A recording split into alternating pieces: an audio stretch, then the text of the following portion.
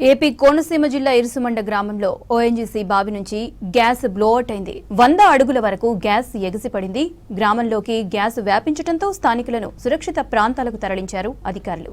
ఘటనా స్థలంలో సహాయక చర్యలను పరిశీలించారు జిల్లా కలెక్టర్. గ్యాస్ లీకేజీపై మంత్రులతో మాట్లాడారు సీఎం చంద్రబాబు. ఎలాంటి నష్టం జరగకుండా చూడాలని అధికారులను ఆదేశించారు.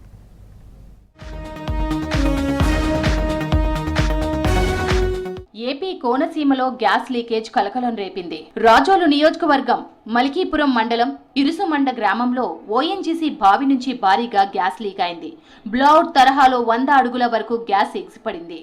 గ్యాస్ లీకేజ్ ని అదుపు చేసేందుకు ప్రయత్నిస్తుండగా భారీగా మంటలు అలుముకున్నాయి. ఓఎన్జీసీ బావి దగ్గర పేలుడు నిర్వహించిన క్రమంలో గ్యాస్ పైప్ లైన్ నుంచి లీకేజ్ సంభవించినట్లు గుర్తించారు అధికారులు. దీనంతటికీ కారణం ఓఎన్జీసీ వారి నిర్లక్ష్యం.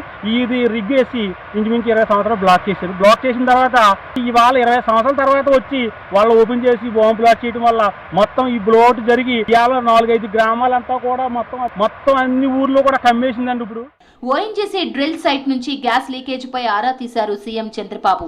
ఘటనపై మంత్రులు అచ్చెన్నాయుడు, వాసంశెట్టి సుభాష్ అధికారులతో మాట్లాడారు. తాము ఇప్పటికే అధికారులతో మాట్లాడామని, సహాయక చర్యలను ముమ్మరం చేయించామని చెప్పారు మంత్రి. పరిస్థితిపై తనకు ఎప్పటికప్పుడు సమాచారం అందించాలని సూచించారు చంద్రబాబు.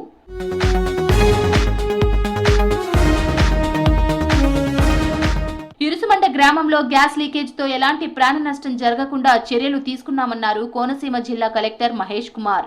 అధికారులు, ప్రజలు అప్రమత్తంగా ఉన్నారని చెప్పారు. గ్యాస్ లీకేజ్ ఘటనా స్థలాన్ని పరిశీలించారు కలెక్టర్. ఓఎన్జీసీకి ప్రభుత్వం తరపున కావాల్సిన సహాయ సహకారాలు అందిస్తున్నామని చెప్పారు. గ్యాస్ లీకేజ్ ఘటన భయాందోళనకు గురి చేసిందన్నారు ఏపీసీసీ చీఫ్ షర్మిల.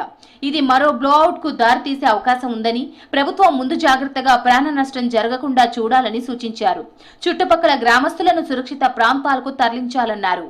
కోనసీమలో వరుస గ్యాస్ లీకేజ్ ఘటనలపై ప్రభుత్వం విచారణ జరిపించాలంటూ ఎక్స్లో పోస్ట్ పెట్టారు షర్మిల.